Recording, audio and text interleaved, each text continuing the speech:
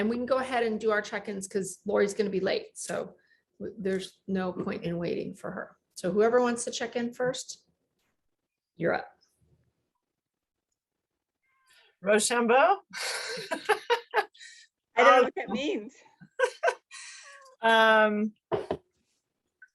Rock, paper, scissors. I think it's French. Okay. Rock, paper, scissors. I was thinking, my mind was trying to make it rock, paper, scissors in another language. Yeah. So. Well, if I'm being honest, I'm kind of in a weird place right now. Around 11 o'clock this afternoon, I got a feeling, and these feelings come every once in a while. And it's usually followed by some not great thing that happens, with somebody that I care about. So last time I felt this way, although it wasn't as strong, it was my ex-husband was diagnosed with terminal cancer, and it's just, I don't know, can't figure out where it is, but it's high enough that it's close to a panic anxiety attack. And I've just been, I checked in. It gave me an opportunity to check in with everybody that I love, and everybody's doing great. So I don't really know what it is. It could be, I'm paying a lot more attention to my calendar these days, and tomorrow is my father's birthday. So, and that was a very close relationship. And usually what happens when I get close to dates that, could be challenging to get through, I go into like a calendar brain fog for about a week, where I don't know what day it is or what the date is and all that. But I've been on top of my calendar lately, so I'm fully aware. Look at me when you say that. I'm looking right at you. So that could be what it is. And this, I've not experienced it before because I go into that brain fog that I'm not in. So I don't know what it is. I've checked in on everybody. My husband's out on his motorcycle right now, so I'm going to feel a lot more comfortable when he gets home. And I'm sure he's going to be fine. He's an excellent rider and fully aware of his surroundings. So that's where I'm at. And I didn't feel like coming because of this. And here I am anyway. So there you go. Cheers. That's the missing you're getting tonight. That's the one we want. Yeah. Yeah.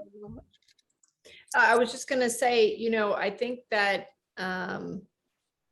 that's there's a reason for these feelings, and at some point it might be beneficial to kind of figure out what that is, because it may be just for you, to kind of let you prepare for something that's coming. But there may be more to it. If you're interested in checking it out, I would talk to Alicia Bachman, because she could help you ascertain, what that gift is about. Okay. But I wouldn't view it as a negative. I don't think that it's a negative. I think it's a positive.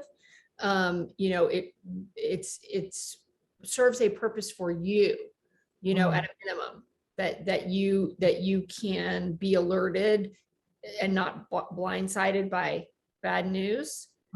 So, so at a minimum, that's a gift, that you can start to prepare before you receive something, some information. And again, this concept of bad, I think, is also something to look at, because, upsetting, painful, but, in the grander scheme of things, maybe bad doesn't exist, Yeah. Well, it goes back to that whole Chinese, I think it's Chinese proverb of who's to say what's bad, because what appears to be bad could actually end up being good. Farmers. Yeah, I guess I use the terminology bad because it's usually followed by things that are unpleasant, and but it's it's a good gift to have if you can figure out what the heck. It would be awesome if it also came with like Like a note. what it is. Like, because I'm awesome at handling I'm also awesome at handling difficult situations and challenges and that sort of thing. The not knowing and just being with this feeling and just allowing it to be and not. So I've really been working on not being aware of what it is, Mhm. being aware that if I feed into the feeling of it too much, it could create a panic attack, Mhm. which I've had before, and Yeah. just that's what I'm playing in now is just like Yeah. let's do this without that happening. That'll be the game until I figure out what it is. Yeah, and there's no benefit to catastrophizing, Right. if you don't know what is going on. But that there's some channel open, Yeah. to you. You have some, some sensory ability that maybe not everybody has, or maybe not everybody's using. So, I would see it as a gift, and, I mean, even whatever's coming with it is also a gift, even Yep. if it is something that doesn't feel good, or that you don't understand how it is a benefit to yourself or whoever it affects. Yep.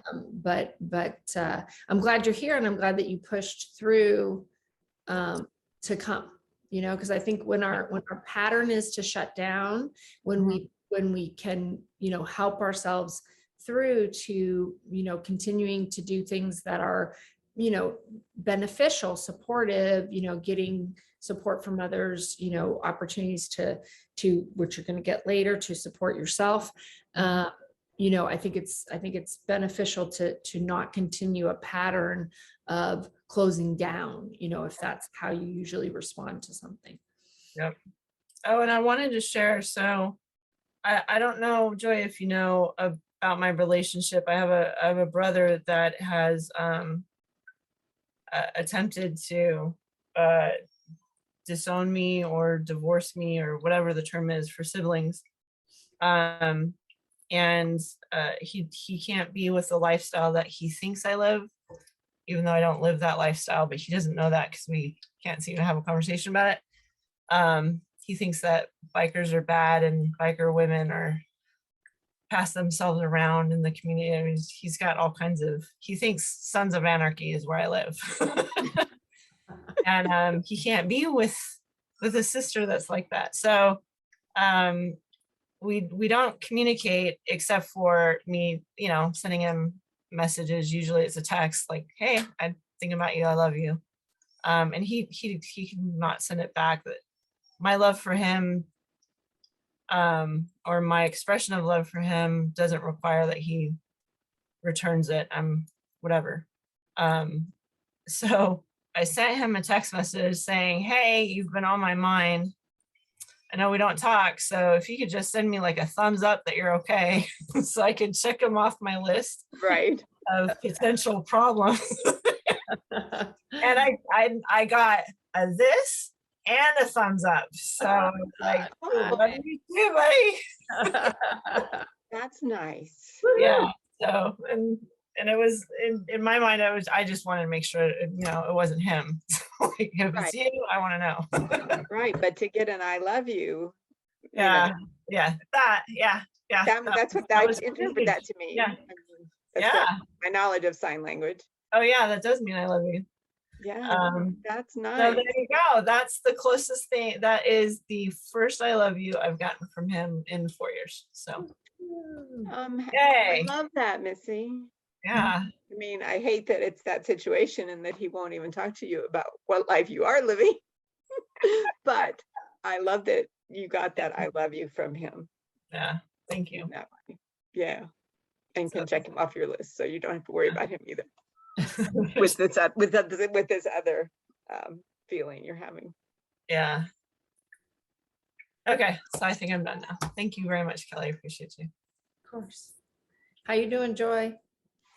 So, as Kelly knows, I've been having kind of a rough week. And speaking of siblings, you know, continuing my emotional journey with my relationship with my sister and trying to write a letter to her about what our next steps are. And so I actually wrote that letter pretty clearly, concisely, and then had all this anxiety and depression and weird, uncomfortable feelings and sadness. And so I've been kind of writing that for the last few days and calling in all my resources. Like yesterday, I called my therapist, I called Kelly, I called my best friend, one of my best friends in Virginia. I was like, I'm calling in the troops, because I'm not feeling good.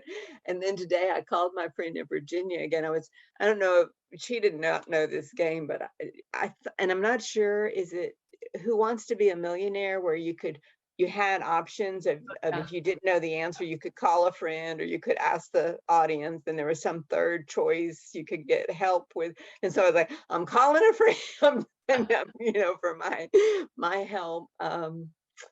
So I also have discovered something. My previous way to avoid uncomfortable feelings was to nap and to really check out. And I had an early and weird morning. Thank you, Father. So I was taking a nap this afternoon, and I was trying to take a nap I took a nap the other day, and on both occasions, it ended up making me feel more anxious, because it was like my body wasn't really going to let me completely check out of the feelings I was having, which is good and bad. It's good that I'm feeling my feelings and not dissociating, but it's not bad, but it's uncomfortable. So I guess that's what I'm learning is, okay, checking out is not going to be helpful, and I need to find some other way to work through this anxiety. And also I'm just my patience, not literally with my dad, but just meaning I'm still as patient with him as I can be, but it's like I'm just so done, and I feel, it's just. So this morning I had an 8:30 meeting that was to end at 10, and I'm the communications coordinator, because we don't call them secretaries anymore. And he gets up at 10, and then his van to take him to his day program comes, and he usually goes to the garage because he's anxious. He goes to the garage like at 20 to 11, even though they're not supposed to come till 11. He's up at 9 o'clock, ready to go to the garage. I'm in the middle of my meeting going, what the heck are you doing? And then I'm like, you got your pajama top on. You haven't even put your shirt on. And he's like, well, they came an hour early the other day. I'm like, no, they never came an hour early. Please just sit. Just don't do anything. And then, I'm trying to do my meeting, and I'm like, where is he? Because I'm in my bedroom with my meeting, and he's in the living room, and I'm like, what is he doing now? And he's not even supposed to be up yet. So.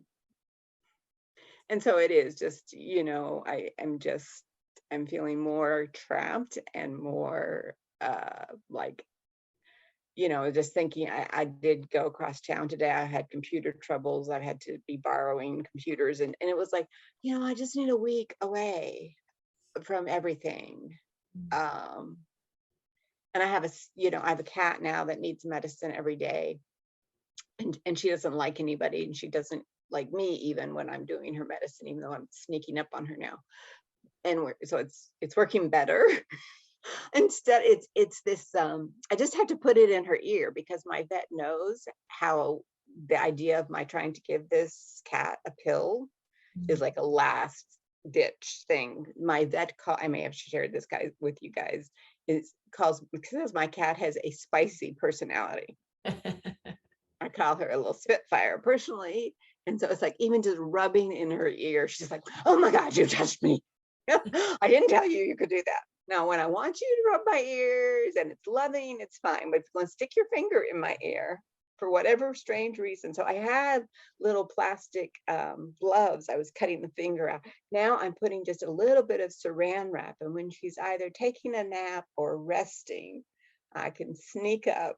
But as soon as I do it, I mean, she's not getting as upset, but she's walking off. She's like, so we have that excitement. So it's like now I'm even thinking, like, if I was to go away for a weekend, or like when I go to my family's for Thanksgiving, poor baby is probably going to have to go and stay at the vet because nobody else would be able to do this. But anyhow, so I'm just, I saw Kelly's thing, Facebook, whatever post, you know, about what we were working on tonight and self-love. And I have this computer I borrowed from work. So I was trying to download that. I'm like, so this would be good because I don't think I'm doing a great job right now of that. But I'm riding this emotional, difficult time, and everybody who knows me and loves me tells me I am in a very normal place and I'm doing really well, and it's just not going to feel good. So Yeah, I mean, and I think you're describing the tension, you know, that you're in between the anxiety and not feeling ready to send the email, and then the patience at its end, you know, the need for something to change. And it's just, you know, you're just right there. And you have to let that run its course to where the sense that, you know, you need to move forward is greater than the sense that you're not ready, you know. I think, and you'll know when that is, yeah. you know, and you like we talked about, I think was it yesterday? Yeah, that you know, honoring your process and knowing that you know, you are ready. That's how you can be regret free regardless of the outcome, you know. And it's just, and it doesn't feel good, you know. But that's I think is an expression of self-love, you know. And one of the things we're going to do is define what it means personally, you know. And I think that, you know, that sense of honoring your process, honoring your body's role in your process, your heart's role in your process, your mind's role in your process, is all part of your self-love, you know. And so I wouldn't say that you're not doing that. There may be some additional ways that feel better, you know, that you could add in there too. But I think that to be where you really are, even when it's uncomfortable, is an act of self-love, you know. I mean, it is hard, of course, not feeling good. And like today and a little last night, there's this twinge of anxiety I have gotten in the past, you know, when I get text from my sisters that is like, you have time to talk, and I'm like, what do you want to talk about, you know? And my anxiety, so we had a family chat last night, and she had asked me maybe a month ago about inviting some other extended family members to the Thanksgiving, and I had said that was fine. But then on the family chat, I was like, have we really thought about this? Is this, are these people still coming, and is that okay with us? I mean, we're already mixing households because, you know, my immediate family lives, but these are some additional people. And so my sister is sending me in WhatsApp the message where I said, you said it was fine. And so I'm sitting, I said, yeah, well, I know I did. Yes, I did say it was fine, but now I'm having second thoughts. I just want to make sure we thought about it. And then she was saying, well, we thought everybody could quarantine for 2 weeks before they came, which is news to me. And so then I'm sending her, does that mean Dad won't go to his day program for 2 weeks? And she says, I'll respond to you tomorrow. So that, you know, so that cause that twang of anxiety of, it's a reflex anxiety, because a lot of times when she texts me, do you have time to talk? It's not about anything that's going to cause me anxiety, but it's just this reflex of, I never know. And so it's kind of like, why can't you just say yes or no right now? I mean, why is it I'll respond to you tomorrow? I don't, You but know, again, it's having that twang of anxiety feeling along with all these other yucky feelings. It's just, and it's just where I'm at, and it just doesn't feel great. no, it doesn't feel good. One thing I would like to observe in honor of trying not to continue the patterns is the question, does that mean dad doesn't go to his program? Is a, you put yourself in a one down position where she's telling you what's going to happen. And I think that that's a pattern that you guys have. And I would be careful about asking her questions that assume that she has authority, Okay. because I think that, that decision, especially if bringing these other people that you don't necessarily want at the Thanksgiving, is the reason why you're going to have to quarantine, because that, I mean, to me, that's a big deal to have to quarantine for 2 weeks. Number one. Number two, before, like, and then to have your father not go is a huge deal for you, Right. and so, I would pull back and say, what do I think about this? What do I want? And then I would put out an I statement. I am not comfortable with dad quarantining for 2 weeks if that involves him not going to his program, because I am not okay with that. We need to discuss this, instead of, does that mean, because the way that it's phrased is like she's going to tell you yes or no, Right. I And hear you. yeah, so I just wanted to point that out for you, if you do have that conversation with her, to try to avoid the pattern of she's a decision maker for things that directly affect you, because that is hugely directly affecting you personally, like it affects her in no way whether or not your dad doesn't go to his program for 2 weeks, but it affects you massively. So to me, that's more of a you decision than a her decision, Yeah. Yeah. Well, and the whole thing, I'm just confused about, I mean, not about that part, the whole, that even if these extra people weren't coming, we're talking about 1, 2, 3, 4, 5, 6 households coming together. I mean, my immediate family is 6 households without these other people. So, it's one thing being careful, and like but actually when he goes to his day program, they're all vaccinated, but they don't wear masks. Mhm. So that puts him at a little bit more risk. Whenever I go out, I wear a mask, Yeah. It's just hard to know what people, I mean, I trust my own immediate family if we're out wearing masks, but so dad's really the one who's probably doing the most quote unquote risky behavior. And it's just, Yeah.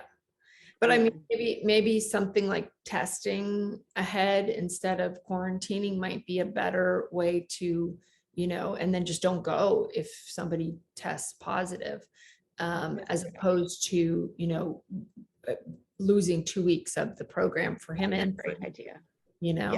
Yeah.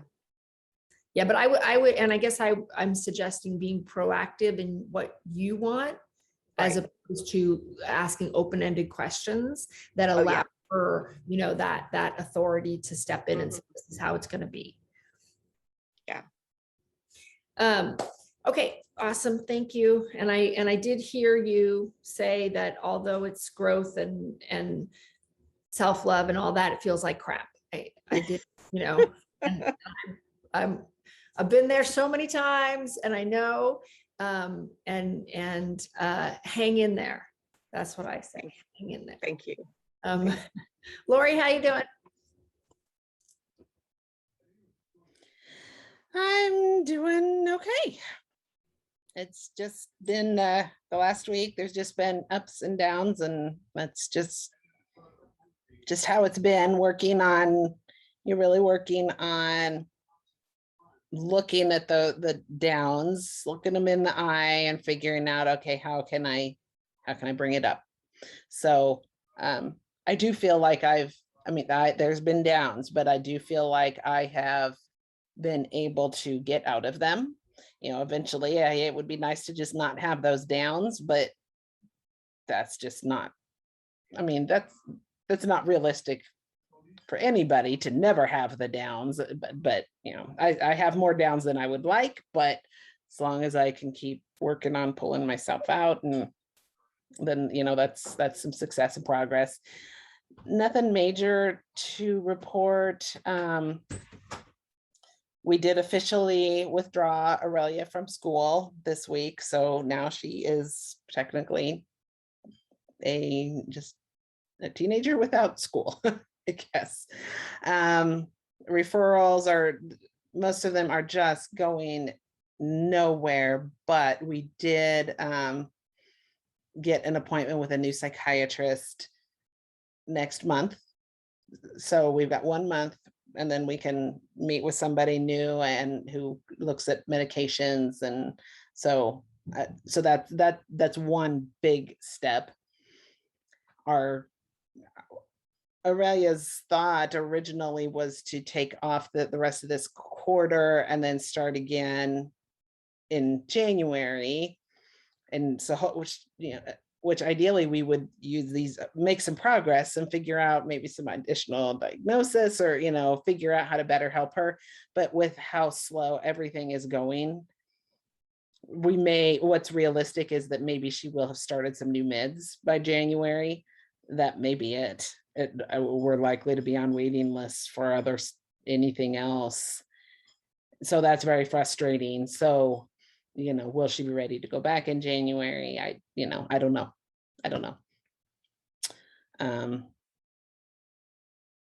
Yeah, and I've had one part-time opening for my business that I had an interview tonight with a couple, and it went very well. It lasted a little over half an hour, which is a long time actually for that type of interview. And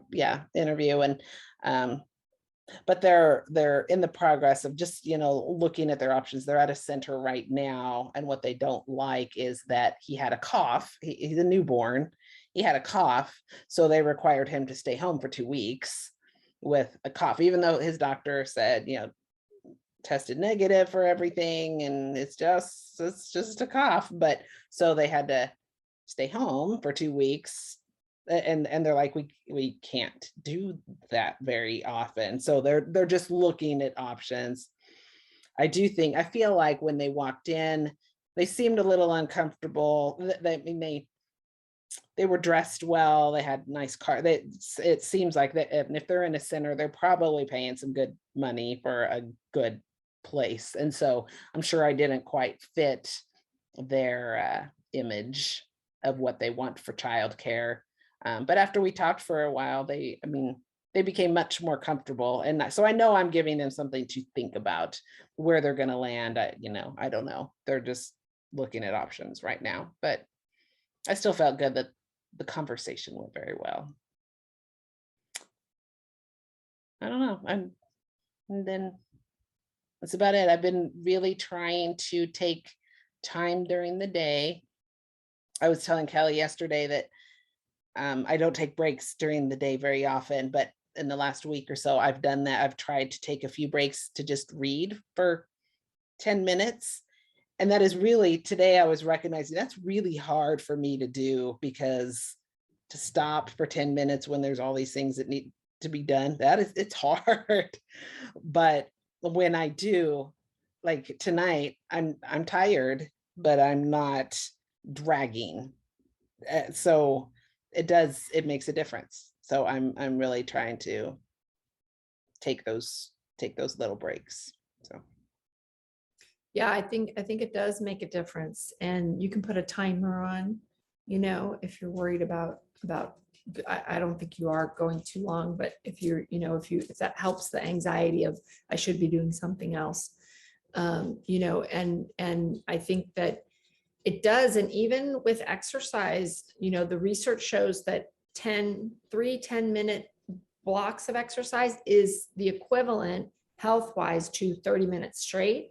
And so, you don't have to, these things can just be what you can do. Like 5 minutes of walking around the block is better than no walking and no exercise, 10 minutes of reading, if it, especially because it's an opportunity to leave your environment and go into this other place and, get a little escape, Yes.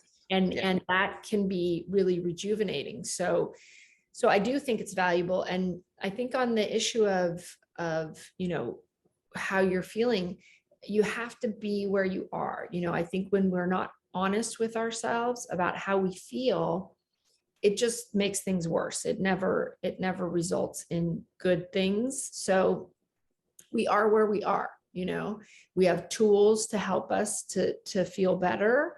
And also I think for you, recognizing, is it you or is it empathy, and being able to separate out, I feel bad or I feel empathic toward my child who feels bad, Yeah. being able to separate those two things out. But regardless, you have to be where you are, and, being honest with yourself about that, I think makes that opportunity to say, and I'm going to stretch a little bit, or and I'm going to read a little bit, to help myself feel better.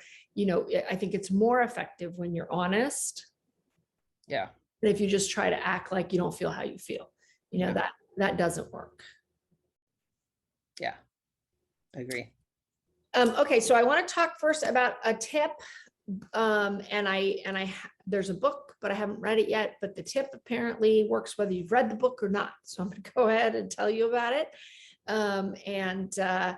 I just started doing it. I don't know if anybody's familiar with Mel Robbins. Are you familiar with Mel Robbins? So she's a self-help person, and she wrote a book about 10 years ago called the 5-second rule, 5-second habit. And so she has a new book out, and it's called The High Five Habit. And everything she does, I don't know if she is a brain researcher or if she just does a lot of work with that stuff, but so what she is doing is actually backed up by brain research.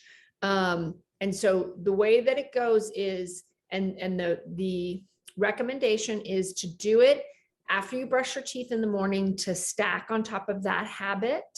So when you're at the bathroom mirror, when you finish brushing your teeth, that you look yourself in the eye and you ask yourself, what do you need today? Because we tend to think about what everybody else needs, and we don't ask ourselves what we need, and nobody asks us what we need. So when you look at yourself and you say, what do you need today? And just make eye contact with yourself and allow whatever comes up to have a voice, whatever comes up as what you need. And there's no wrong or right answer to that question. And then the second part is to give yourself a high five in the mirror for taking that time to acknowledge yourself, to honor what you need that day. High five. And apparently I was listening to Marie Forleo's podcast interview with Mel Robbins, and she's apparently a big germ freak, that Marie Forleo. And so she didn't want to do it because she didn't want to touch her mirror, because then she'd have to clean it. So you don't, if I have not heard that from anybody about that, but in case anybody does have any apprehension, you can do it without actually touching, but you can also touch your actual hand in the mirror. So is that, and that's it. So look yourself in the eye. What do you need today? Give voice to whatever the response to that is, and give yourself a high five. Okay. Apparently brain research, I started my kids on it this morning. So we'll see. And apparently she said it takes about 5 days for it to stop feeling weird. So do it every day for 5 days so that it stops feeling weird. So that's a high five habit. Now I wanted to focus on the expression of self-love today, because we talk a lot about self-care, and you may find that there's overlap between self-care and expression of self-love. Some of the ways that we express self-love are self-care, but I think a lot of times with self-care, we're looking at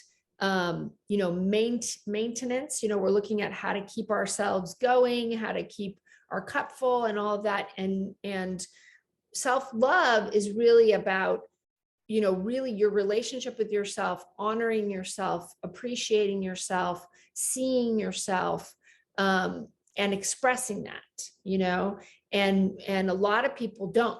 A lot of people have, when you ask them, well, how do you express your love for your children? How do you express your love for your spouse? How do you express your love for other people? They can clearly list off a bunch of things that they do so that that person can see their love, and not just feel it. But when we think about our love of ourselves, we frequently don't, we don't think of it the same way. We don't take the time to express our love for ourselves in the same way that we express our love for others. So we're going to first do an assessment of a definition, and then an assessment of our self-love. How do we define self-love? And we're going to do a meditation first, so we can kind of get connected with it. And then we're going to use the form. Did everybody get the form that I sent? So I put it in the Facebook group as a Google Doc. So if you don't have it, you can get it. If you need me to email it to you, I can email it to you also, but we're going to work off of the form that I put in the Facebook group. Did anybody try to download it? Did anybody have any problem downloading it? No, it's good. Haven't tried. Got it. Okay. Yeah. So let me know if you need me to email it to you, Lori, or if you can get it in the drive, and you can make a copy and then save it in your drive, and you'll be able to edit it. Yeah, I and- wasn't sure how to download it, and maybe you all are more savvy than I am. I did figure it out though when I looked under file. It gave me that Make option. a copy. Yes. Yeah. If you go to Actually, it gave file- me to download, so I was like, okay, Yeah. I could do that, and then I saved it on my computer. So yeah, if you y'all may already know how to do these things. No, if you know, it's a good point. If you want to do it in your drive, you can go to file and make a copy, and then it will be in your Google Drive. If not, you can download it, and I can also email it to you, whatever works best. And so that's the process. We're going to do a meditation. We're going to define and this is really not about just what is self-love, but what is expression of self-love, right? So putting your self-love into action, not just feeling it. Does that make sense? So because that's the key is not just to have this vague notion that you love yourself, but to actually be aware of what it means to express self-love for yourself. What does that mean to you? What does it look like? And then what are you doing right now? What's working, what's not working?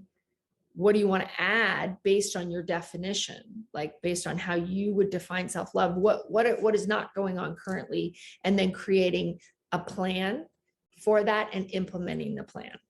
And for the plan haters, I also have a menu option. Because I know we have plan haters among us. So if you hate a plan, we can do a menu. Okay, so Lori, let me know when you have the document, and then I'll move forward. Okay, I think I've got it. Okay, so first thing we're gonna do is do a little meditation, and Lori, if you can mute yourself. We're gonna do a little meditation to get in touch with our self-love and get in touch with expression. And when you're thinking about expression, when you're doing your definition too, you can be thinking, because we're gonna come right out of, and just to, I need to open this document. I'm just going to share this piece. I'm going to share my screen for a second, so we'd just be clear about the process, so that, because I'm going to have you go right out of the meditation into working on this piece. So when we're done with the meditation, we're going to go straight into how do you define self-love and your ideal expression of it. So we're going to be right in here first. And we're going to, I think really the best thing to do, maybe the best thing to do is to go over the form, because I think everybody will kind of work at a different pace. So maybe what I'll do is go over the form, and then that way, so we'll go over the form, then we'll do the meditation, then each person can do the form at their own pace, and just put in the chat when you're done, because that way we don't have to kind of go back and forth. If you have questions, then let me know. So if everybody can look at the form, I'll go over the form, and we can figure out how to, let's see. Okay. Trying to close that for a sec. Okay, so Ignite the Undeniable You, week 5. So I'm also, this is also being used for the video-based program that I'm doing, just so you guys know. So Ignite the Undeniable You, week 5, self-care. Oh no, this is the wrong form. Oh no, it is not. You guys, there's a typo on here. Sorry. This should say self-love, not self-care. Okay. Ignite the Undeniable You, week 5, self-love. So assessment. How do you define self-love and your ideal expression of it? So we're going to do the meditation. And the first thing that I want you to do when we come out of the meditation is define self-love for you in your relationship with yourself. There's no wrong answer to this question. And then what is the ideal expression of self-love for you in your relationship with yourself? And when you think about that, if you feel like you don't know what that would look like, I've got a couple of suggestions. One would be to think about the way that you express your love to others. And is there a way to translate that action, that feeling, whatever those expressions are, to something with self-love? Also think about what you are currently doing, the ways that you're currently expressing love to yourself. So those obviously I think should be included in your definition and in your expression. But what else? What more? What else is possible to really expand that idea? And there's no limit, right? And we don't want to define the expression with the thought of, oh, if I put this definition of expression, then I'm going to have to do that. This is not about what you're going to do. This is really like your ideal. And you could also think about the way that other people love you that you like, things that people have done expressing love to you that has really made you feel loved. And how could you translate that into a self-love expression? Okay. And then the next thing is, what are you currently doing to express love for yourself, and how often are you doing it? So there might be things that are situational, like in this event that's going on right now in your life, this is how you're expressing love to yourself. But you may also find, oh, I always do that. Like whenever I'm struggling in a relationship that I have in my life, I take care of myself by, writing down my feelings in my journal. Right. And that's an expression of self-love for you. So it could be situational, or it could be a way that you ongoing take care of yourself. And then it could be something that you do every day to express your love for yourself. Maybe you have affirmations that you say to yourself. Maybe you take a moment to just connect with yourself. Anything that you're currently doing. If you have any standing appointments with yourself, like you always go for a walk in the morning with yourself, and that it may be self-care, but it also may be an expression of self-love. Or it may just be self-care right now because you're just walking. Is there a way to incorporate an expression of self-love into that self-care activity? If that makes sense. So you can just make notes. There's no right, there's no wrong. Nobody's going to see this but you. It's just for you to really examine what's going on right now. And if you have any questions, just let me know. So the next thing is, how satisfied are you with the ways this is wrong. Sorry. How satisfied are you? This is the wrong with the ways. Sorry. Okay. How satisfied are you with the ways and amount of self-love you're currently expressing? So what's working for you? And for me, I feel like with self-love, the definition of working is it's making you feel whole and complete from the inside. So instead of looking for that sense of wholeness, that sense of completeness from the circumstances of your life, from the relationships that you have outside of yourself, expression of self-love is a way for you to feel whole and complete from the inside. And that may not be your experience of it, and that's totally fine. You can change that parentheses to how would you say it's working? How would you know that it's working? That's how I know that my self-love expression is working, is when I feel whole and complete from the inside. But you don't need to use that. That's just an idea of something that a way that you could know, but you can put your own way to know in there. And what is not working for you? So is there anything you're doing to express love for yourself, but it's really not making you feel different? I would list that down. And also, if the fact that you're not expressing love for yourself, there's a lack of it, you could make notes about, what is that? How does it compare with your definition? Where are those missing pieces based on your definition?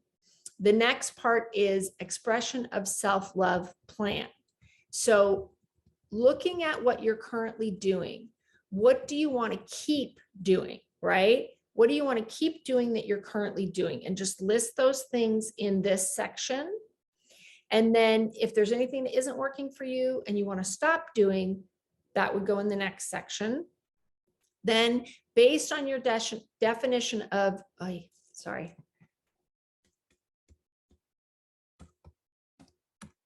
Okay, hold on. I was working off of another document. Gotta make these changes. I can send you a new one too. EX. Okay. Based on your definition of expressing self-love from above, what actions do you want to add to yourself, to your expression of self-love? Okay, so we definitely gotta, sorry. Okay. Based on your definition of expressing self-love from above, what actions do you want to add to your expression of self-love? Okay, so what do you want to add in there? And when specifically will you be doing them? So this is where the plan/option thing comes in, and I'll explain that later. If you feel comfortable with an implementation intention style, that would be great. If you feel comfortable saying, I want to start getting myself a pedicure once a month, once every 3 months, once every 6 months on a Saturday, then you at the place where you get pedicures. If you can do action, behavior at, the the day, time, frequency in location. That's the ideal way. Based on Atomic Habits, that's the way that you're going to be 81% more likely to actually do it. But if you don't feel like you can do that, don't let that interfere with your brainstorming. Just brainstorm everything that you would want to add, and don't think whether it's practical or whether it's not practical. Really just allow yourself to brainstorm here. And I'm going to put that into brainstorm, because I really want you to not be limited by practicality, right? Don't be limited by practicality, because you may find that there's a way to do what you want to do. What is it going to give you? What are you going to get from that? Maybe there's another way to do it if whatever it is out of reach at this moment. Or maybe it's something like, maybe you want to take a trip somewhere. You want to take yourself on a trip to a special place as an expression of love for yourself. Doesn't mean you have to go alone, but that the reason for the trip would be expressing love for yourself. And it might be something that you need to save up for. Don't leave it off because it's a longer term thing. Anything that comes to your mind in terms of expressing self-love, put it on here in terms of your definition, whatever you would want to add to your expression of self-love, put it here. Then the next piece is implementation. So the following are the ways and means of expressing love for myself that I will incorporate into my life, right? So I'm going to give you some examples. For example, I will take myself out for a special activity, a meal, a pedicure, a movie, etc., whatever it comes up for you. If this type of thing is interesting, once per month on the second weekend of the month, right? That's an expression of love for myself, like taking yourself on a date, basically.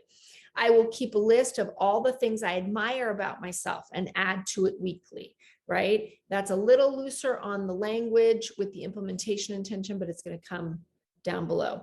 I will write myself a note and put it in my lunch bag, in my inbox on my desk, or on the fridge that expresses all the things I like about me once a week or more, right? So you're down below is where you're going to list these things, but this is when we're going to get more plan oriented. What are you actually going to do from your brainstorming? You're going to pull down the things and create them as a plan. You don't need to pull everything down. If there are things that feel very far away, you can leave them in the brainstorming section and not pull them into the plan. And that's okay. You're also not going to do everything in your plan right this second, so that's important to know. So you're going to write the items from above from your plan that you're currently doing, the things from your assessment that you're currently doing, you want to keep doing. They're going to go first, right? In your self-love plan. If you feel comfortable writing them in an implementation intention format, behavior, at, day, time, frequency, in, location, great. So you would write them down, and then you're going to put in all the things that you would want to add in the near future, right? Anything you want to add in the near future goes in your plan.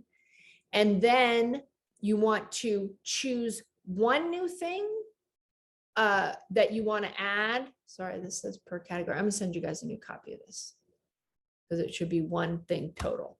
One new thing that you want to add to your expression of self-love, then put all your current things in your schedule if they're not already. If they're in implementation intention style, put them into your calendar.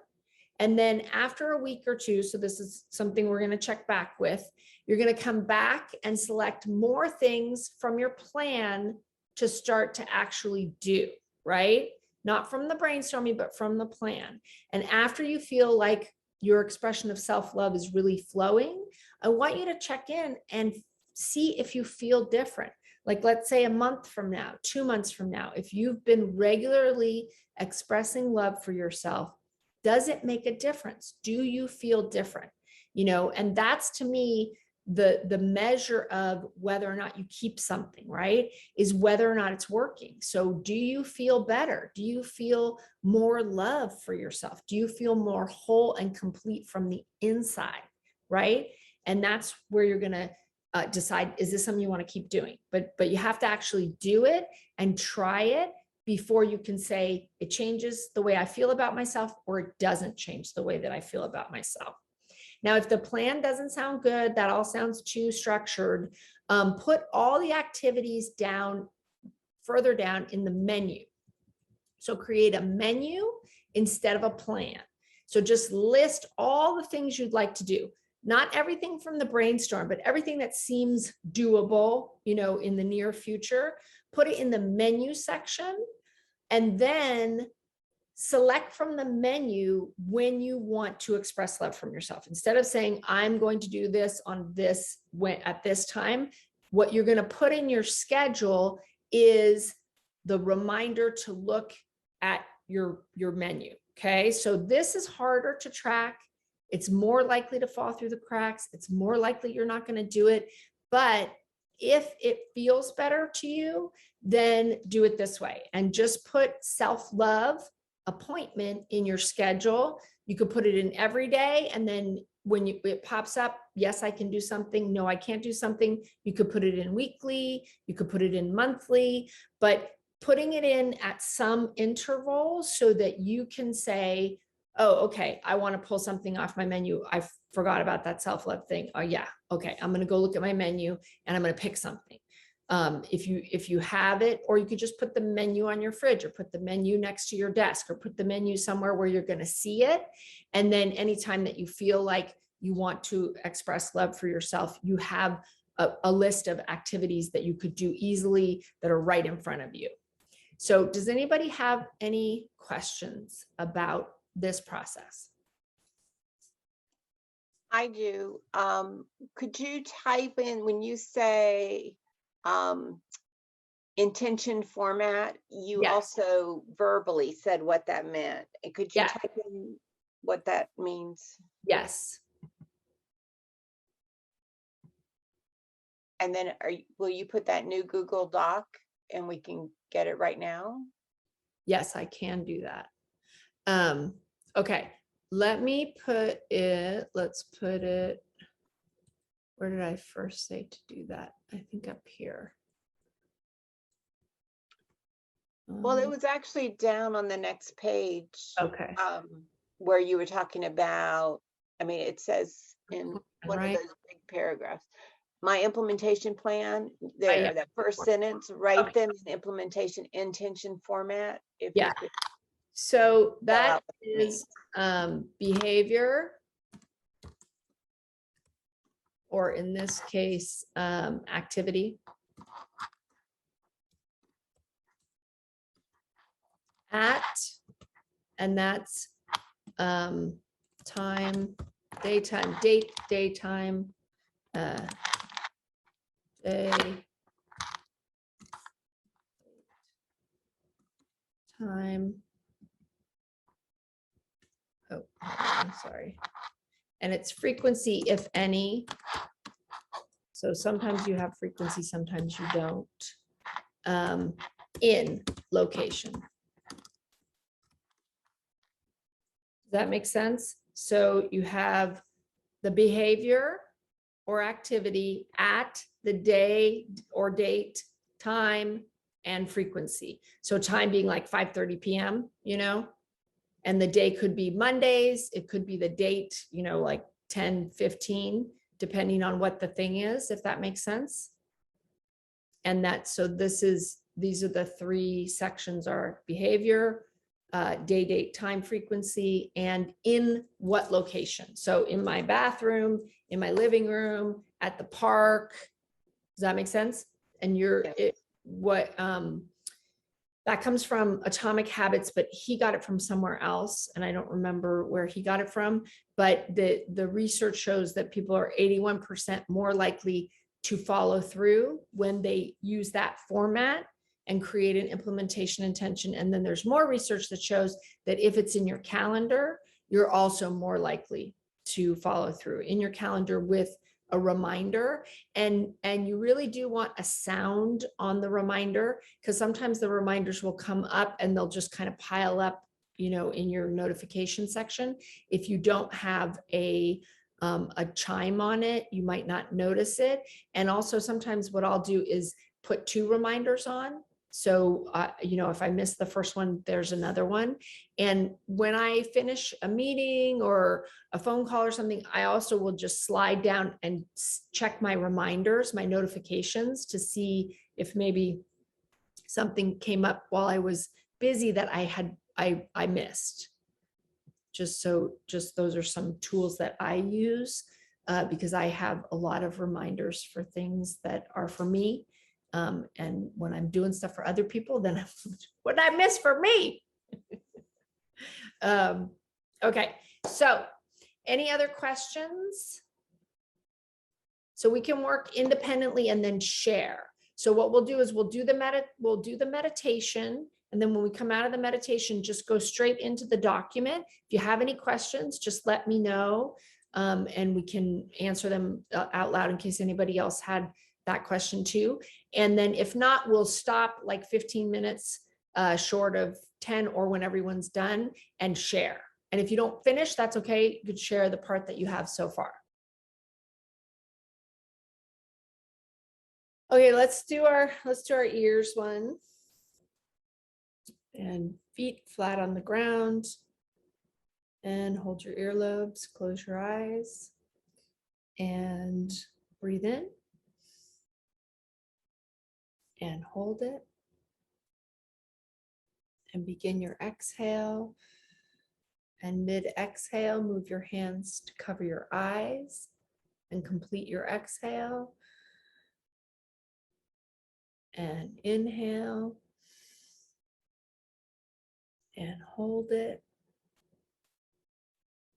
Begin your exhale. Mid-exhale, move your hands to cup your chin and complete your exhale. And inhale. And hold it. Begin your exhale. Mid-exhale, move your hands to your chest and complete your exhale. And inhale. And hold it. Begin your exhale. Mid-exhale, move your hands to your belly and complete your exhale. And inhale. And hold it. Begin your exhale. Mid-exhale, one hand only comes back to the chest. Complete your exhale. And inhale. And hold it. Begin your exhale. Mid-exhale, both hands go to your lap, palms facing up, and complete your exhale. And inhale. And exhale. All of me is welcome here. And inhale. And exhale.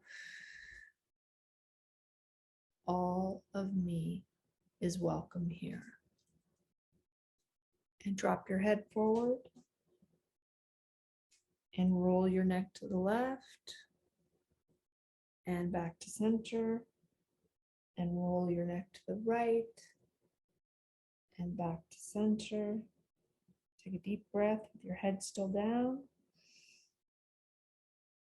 And exhale. Lift your head. And I want you to hug yourself. And I want you to lean into yourself, not as much, your head doesn't have to be all the way down, but just feel like you're kind of leaning into your embrace with your head. So you feel like you have a private space with yourself. And breathe.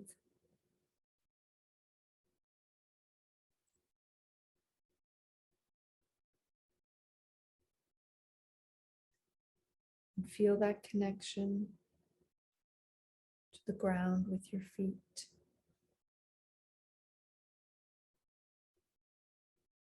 Know that you're connected to the earth, and that feminine connection comes from the earth, connects you with yourself as well.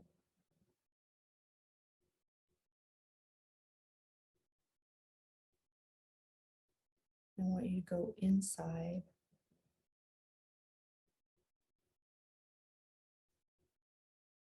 And I want you to go past all the circumstances of your life,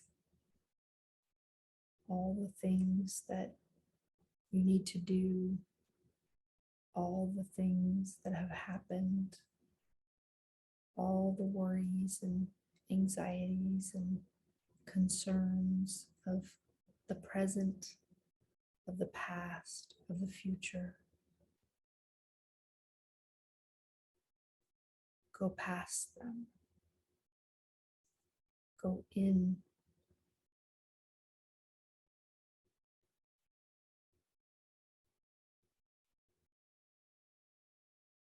Go deeper. Really hold yourself.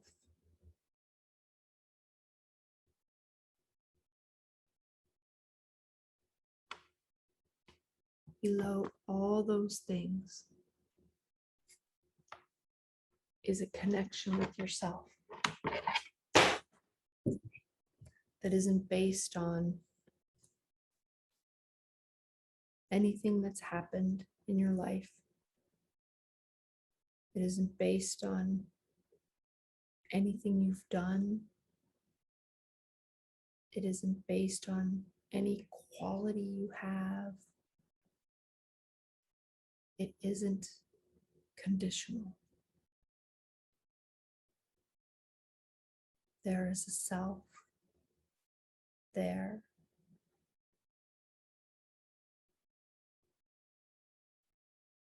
that is pure love for you, pure love that is you, that is connected to the infinite, connected to the universe, connected to Mother Earth.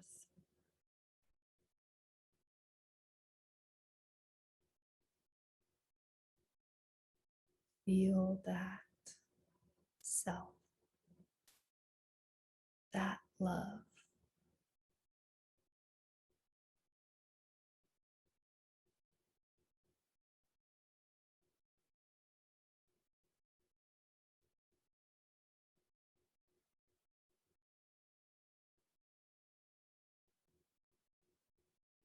Connect to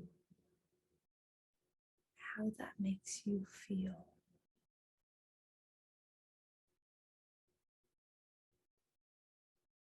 That deep, unconditional love from your essence to your essence, to the you that you are.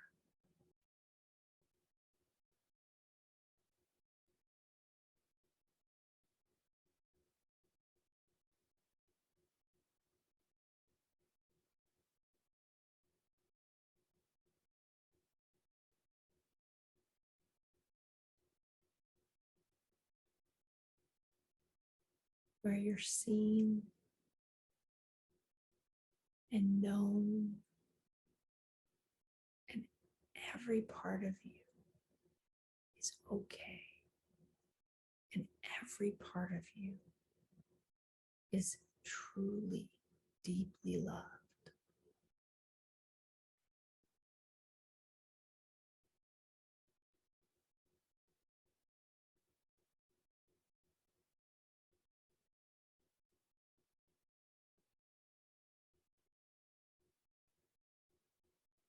Now imagine there's a thread that goes from this deep, self-love. You can follow that thread back up into your current life circumstances, into all of the things that you are, all of the things that you are not today. And that thread continues all the way through today and into the future, as far as you can see. And that thread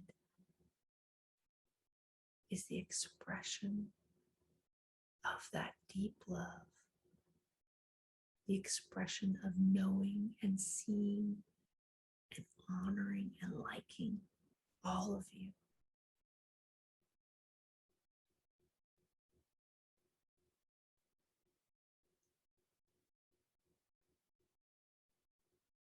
How might that love express itself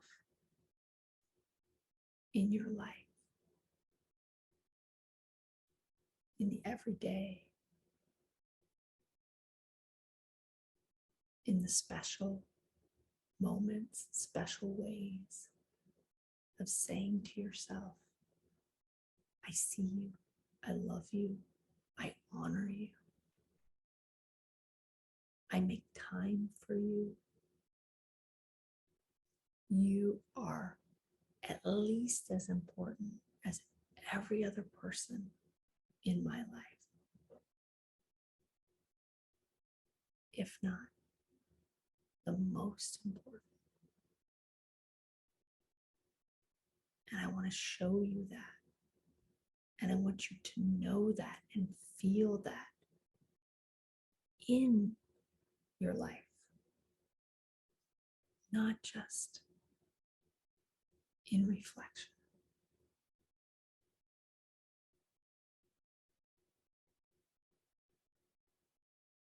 Spend a moment imagining,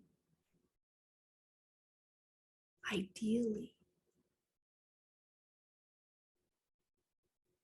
what would that expression look like if you really showed yourself through your actions, through your words, through your feelings, that you see yourself, you love yourself, you are important and you matter. What would that look like?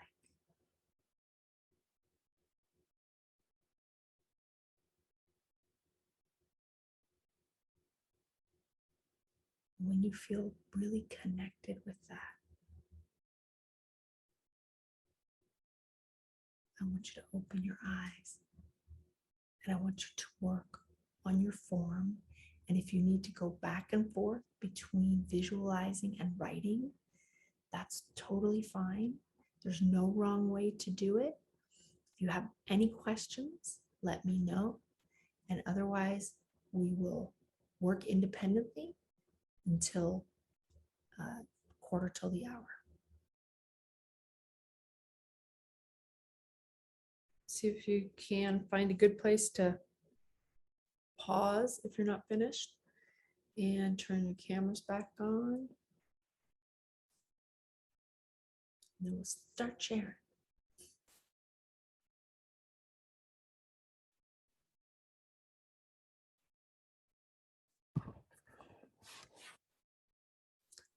So anybody can start sharing. And if you want to share, what was the process like for you?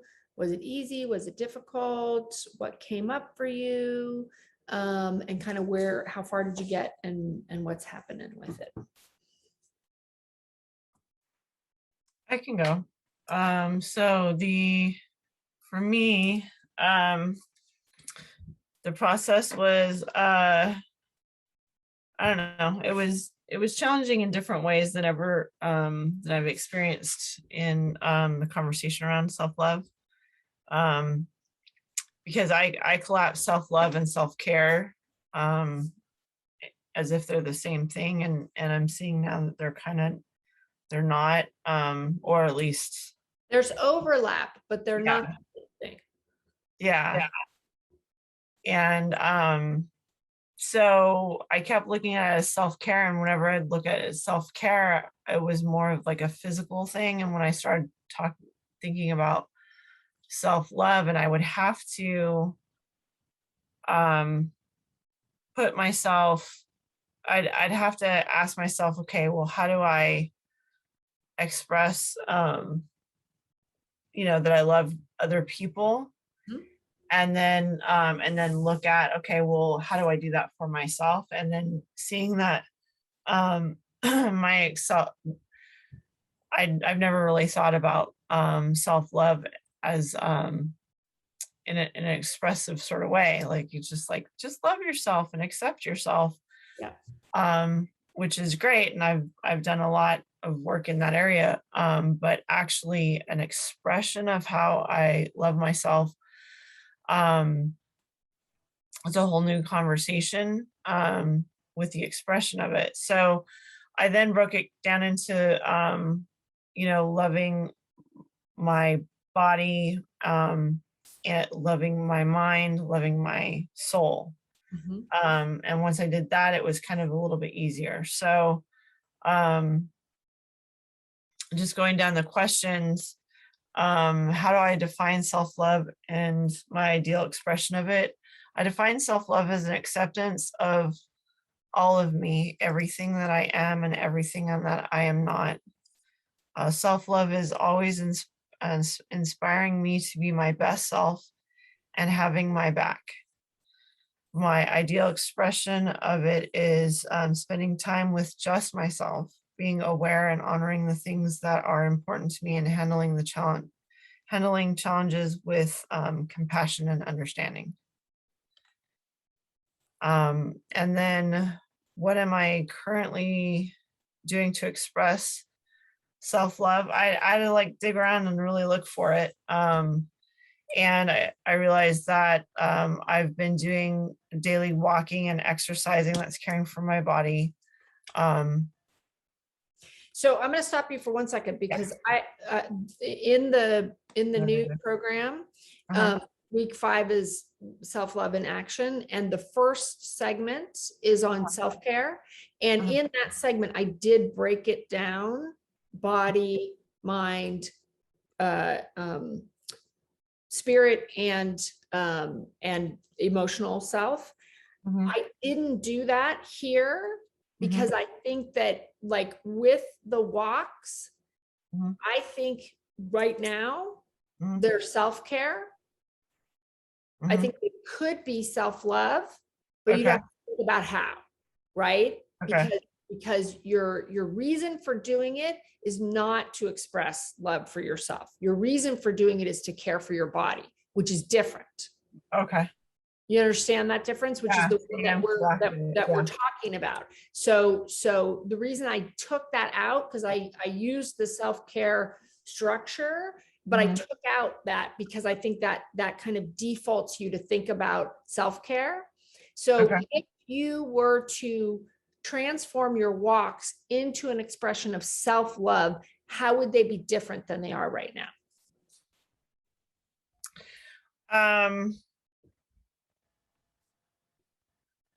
And if you don't have an answer for the question, it's okay. But I want you to think about it. I want you to think about if right now you're walking to take care of your body, right? Because you know it's important to take care of your body. That is different than I am walking with myself. I'm taking myself on a walk as an expression of my love for myself. How is it different? And what could you do to make the walk both self-care and an expression of self-love? Okay. And I'll ask you about it on Monday, and you can tell me. Okay. Taking myself out for a joyride on my motorcycle is a way that I express self-love. Meditate. Yeah, okay, so that's a good way to kind of look at what is the distinction, because I think that is an expression of self-love. So when you're looking at how is the ride different than the walk, that's going to tell you why is one an expression of self-love and one is self-care. and how could you add self-love expression into your self-care walk? Does that make Okay. I got you. Get double duty out of it. Right, double duty. I think I've got another item on here that's gonna need for me to Double look at duty. that too. Yeah, double duty. What is it? I'm just making a note. Yeah, and like immediately what comes up is the riding. For me, riding the motorcycle, that's, you know, it's a physical thing to do. It's more about the internal stuff, the joy that happens from it, the power and grace that I feel about myself, how it makes me feel about being me. Would you agree too that you connect to that inner authentic Yep. self-love more than Mhm. at other times? You know, Right. so you access that deep connection with Mhm. yourself. So it's not that you can't do that with the walk, you're just not doing with the walk right now. Does that make sense? Yep. Okay. Okay, and then meditation Mhm. is you know, it's an internal reflection and kind of, you know, spending time with my internal self along with, you know, my body and me as a whole complete. So I see that as an expression of self-love. I think it can be, and it doesn't have to be. So it's really like, you know, when you are focused on love of yourself, you know, like you can meditate, you can do a guided meditation. Like, you know, I do meditation with visualizations with people all day that have nothing to do with self-love. And then like this one we just did was very focused on that. I think if you're not using any prompts, it can be mindfulness where you're just watching your thoughts go in and out, or it can be. So again, that's one where it may be sometimes it is and sometimes it isn't. And so you just want to be intentional when you're going to meditate. Is this about self-love connection for me? Or is it just, you know, am I doing something else with my meditation? Because it can Yeah. serve a lot of different purposes. Yeah, for me, when I meditate on my own, it's always with the intent to connect to my soul, and you know, it's always with the more a You, deeper, yeah. yeah, yeah. And then creating art, expressing myself through art, and with that it kind of touches in, it's you know, art you can really get in touch with uh things that you wouldn't normally get in touch with otherwise. Does that make sense? Yeah, definitely. Okay. So that's what I'm currently doing. Mhm. And how satisfied am I with the ways and the amounts that I am currently expressing, what is working for me, and um, what is not currently working for me that I am doing, or in fact, that there is a lack of. So my answer to that was I'm not satisfied that my self-love is not happening more consistently. Mhm. Thought you might like that.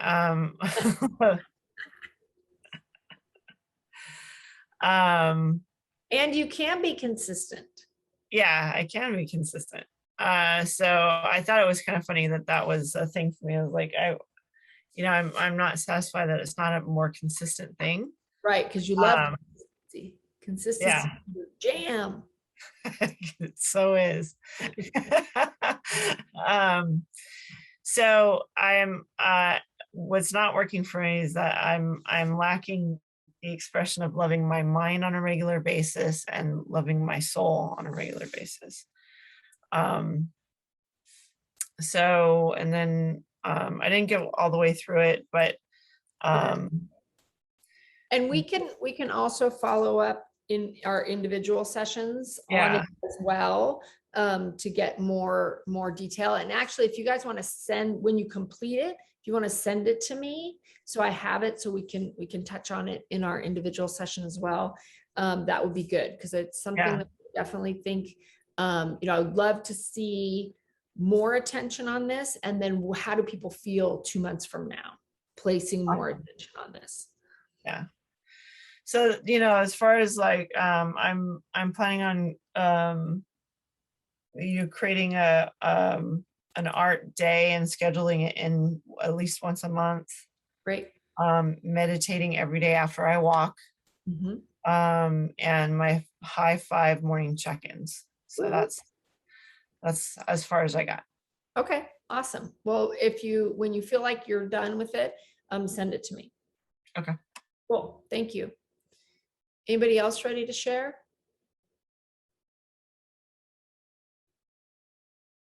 I can share. Okay. Um, so,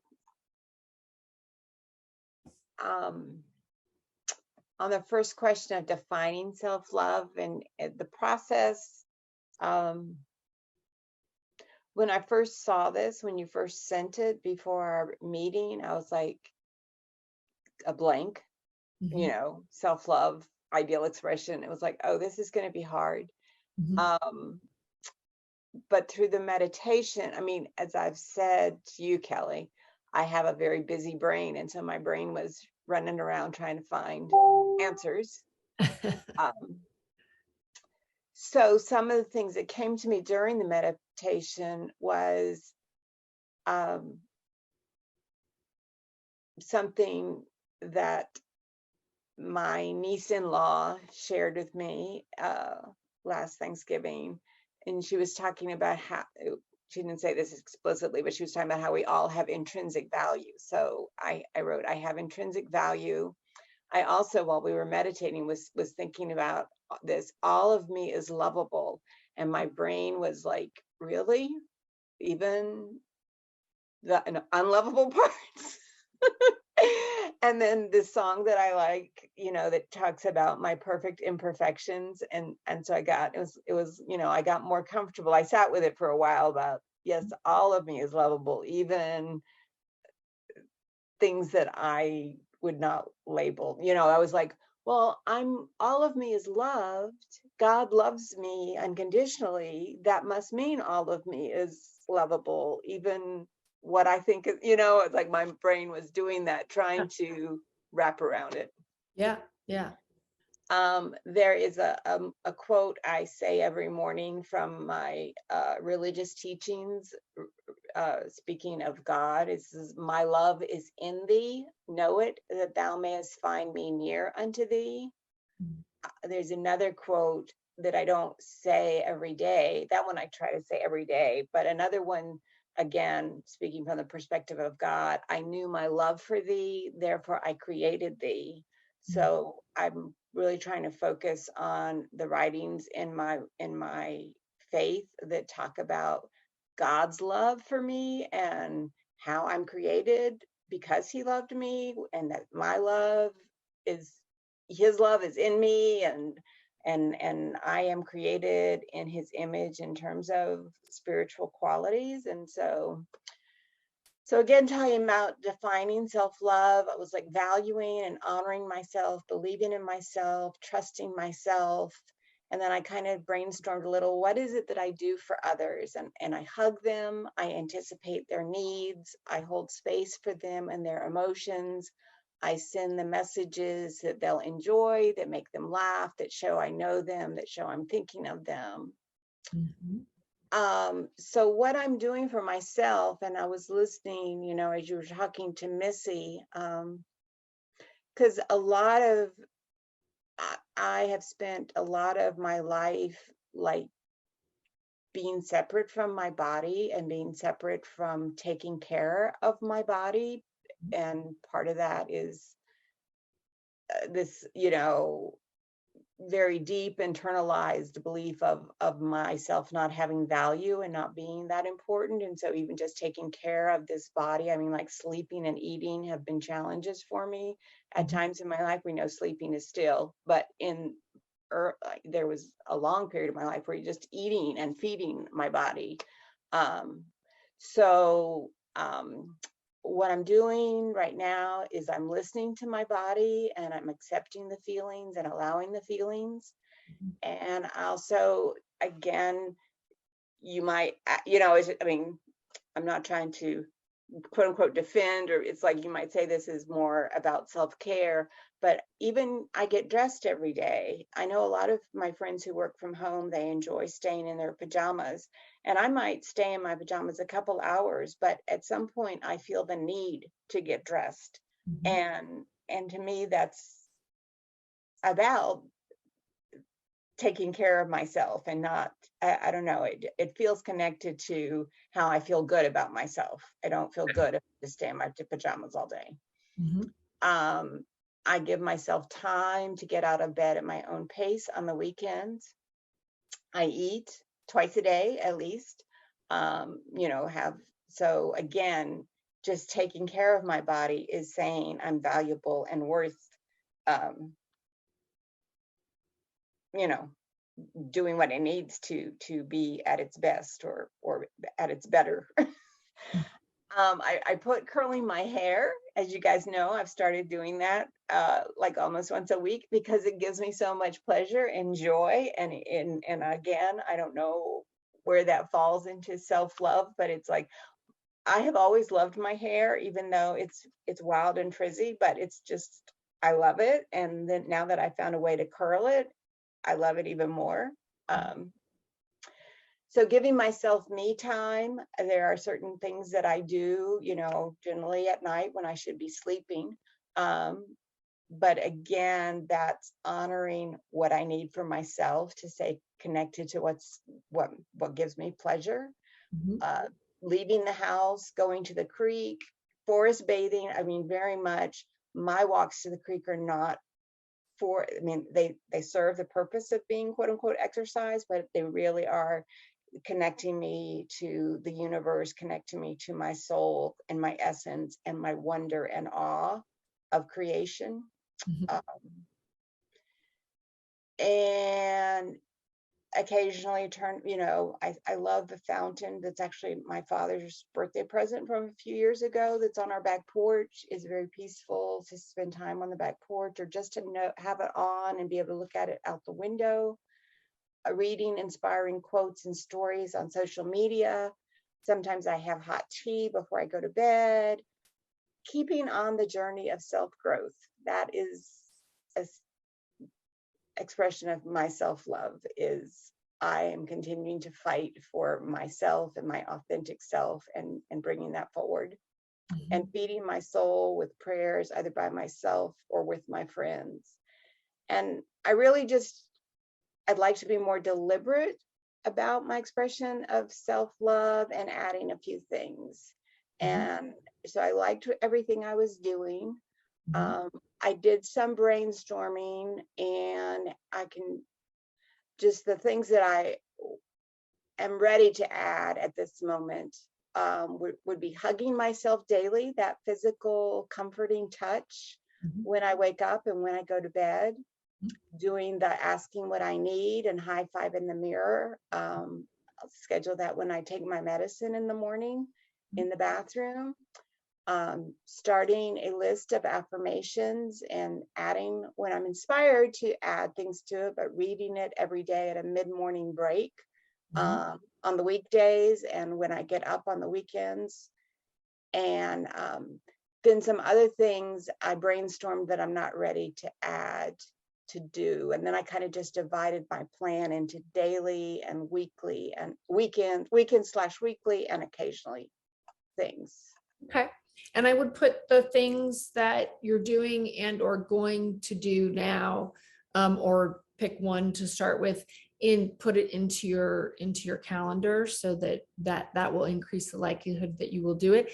I think it would be valuable at some point for us to take the self-care assessment and this one, and look at which things are self-care and which are expression of self-love. And because I do think that there's some value to the conversation. I think the affirmations are in that direction, but I think there's some value to some of what you described. I definitely think is self-love, some of it's self-care. And I think there's more in the self-love, particularly around like sharing the outward expression of your value, of your you know, you're with doing nothing, your essence and the value of you, you know, with yourself, like verbalizing that. I think the affirmations is a good place to start, but I think that there's a role for you know, helping your inner self kind of be on par with the brain and the busy brain and the what is essentially critical brain in the middle of that meditation, to be like, are you sure, you know, like that. I think we want to rise up the level of discourse around, you know, your worth, you know, as you are, Yes. you Yeah. know. And that there, yes, that very much I have, as you know, been raised to be a doer, as a lot of us are, a Yeah. human, and as opposed to being, and just being is enough. And, Yeah. and being able to focus on that being is Yeah, so I think worthy down the road, start without where you having are. to do anything. Mhm. Yeah, and start where you are right now, but down the road, I think in our individual work, it would be helpful to kind of pull those things apart and kind of, the self-care is great. It's absolutely necessary, but I think there's some deeper stuff around, you know, like expression of self-love, not so much in activities, but in actual like voicing of it. Gotcha. Yes, I agree. Cool. Thank Thank you. you so much. Lori, ready? I am. So as I just kind of hopped through the questions as kind of what made sense to me to dwell on each time. You know, in defining self-love, I had to look at, okay, how do I tell my family I love them, you know, and all the things that I do for them that allowed me then to go back and look, okay, how do I do these things for myself? And I also defined it as unconditional love. So I do feel in my high school was a very challenging, but time of inner growth for me. And so I did learn in high school that, you know what, no matter what you say about me, I am worthy. I am perfect the way I am. I love me. And there's nothing that you can say that's going to change that. So I have always carried that with me. And that has been a core belief in throughout my life since high school. But I realized that, you know, when you love someone, you also can begin to take them for granted. And so I realized that, well, I probably do that for me, and I don't take those times to remind myself that I mean, I know it, but it's one thing to know it and it's another to say it and, you know, and actually show it. And so yeah, so I looked at, you know, just how I love my family and how I can interpret that. And then so the things that I kind of came up with that I want to explore more, and I need to, you know, create a bigger brainstorm, but I want to buy myself flowers. I used to do that frequently, and I've gotten out of that. So I want to have some fresh flowers in my kitchen all the time because I'm worth that. Something I've already started is movie night once a month. And so I was just looking, and there's 2 foreign films this Friday that, as long as my tooth is not hurting me and I can enjoy it, I need to pick between the 2 films and go see that on Friday. When one of the things I do to tell my family that I love them is cook food that I know that they will enjoy. And so I need to look at that. I'd like to cook, because I cook more for what they will like versus what I will like. So do I want to actually cook things that I will like, or do I want to buy something that I will like that I don't have to make? So I need to kind of look at that, but you have a meal that I'm going to enjoy at least once a month. Nice. And another thing that I'll do for them is sometimes, just write little "I love you" notes or smiley faces or whatever. So I think I kind of do that when I write positive words that I'm trying to think of through, pick me ups. So I do that, but I think I need to do that more. I don't know if I need to do that once a day, but I need to look at that. And then it's nice to give a gift to say I love you. So that, some of these things cost money, which is not something that I have extra. So I need to look at, okay, what's realistic? Is $10 gonna break the bank? No, but $10 a meal, $10 on a movie, $10 on a gift for me, $10 on flowers. Well, that's gonna add up. So I need to kind of look and say, so how much do I think I could spend on me, and how I want to allocate that. So I need to look at that. But those are all things that came to mind that I'd like to implement. Yeah, I mean, and you're totally right. And it has to add value, not take away, so I Yeah. think that you have to find that balance for yourself. But I think the idea of it is important. So like when you think about, getting yourself a gift, it could be, like taking yourself to the movies is a type of gift. Like you could think of something like that, where it was more, like maybe a walk in nature, or, something that isn't every month, but is like a special thing that you do for yourself that doesn't cost money.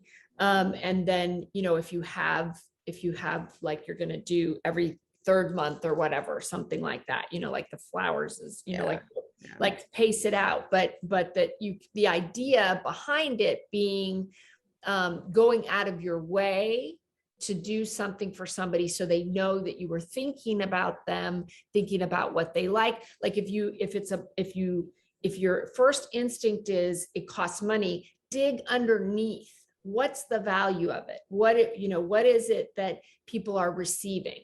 Because the gift is the least part of it. It's like, oh, this person thought about me. They thought about what I like. They thought of me when they saw something that I would like, like what are the details that make that special? And then how could you replicate that in a different way that doesn't involve money, Mhm. Because it's what's underneath it that is really more the expression of love than necessarily the outward thing. Yeah. Yeah. And I think like with going to the movies, it's more about having that time alone, having that, you enjoy foreign films, and, like there's things to it that aren't just about the movie, it's kind of the package and what it brings for you. And even just the act of, now that you've been doing it for a few months, taking that time for yourself is a big part of it. That you're worth taking time away from your family for yourself to be with yourself, Mhm. So to sort of distill down what is underneath the surface level of it, if you need to try to figure out how to kind of make multiple things work. Yeah. And I think that again, like you said very well, knowing something isn't the same as expressing it, which is one of the reasons why I wanted to do this exercise, is that, you know, knowing how you feel, like if you never expressed your love for your family, you just knew you loved them, but you never did anything for that they would know through the actions, the words, the hugging, like you mentioned, Joy. If you never did any of those things, would it be as valuable? You know, would your love give as much to them as it does when you are expressing it on a regular basis, you know? And of course, the answer is no. And so I think we just kind of do take ourselves for granted. We even when we do self-care, where it's like maintenance, you know, like if I don't do this, then I'll crawl out the window, you know, like that's not the same as expression of self-love. And really knowing that in the same way, you need that. You know, just like if you're in a relationship with someone, any type of relationship, you want it from them too, but you're in your relationship with yourself to actually not just know that you are worthy, but show yourself that you matter. Yeah.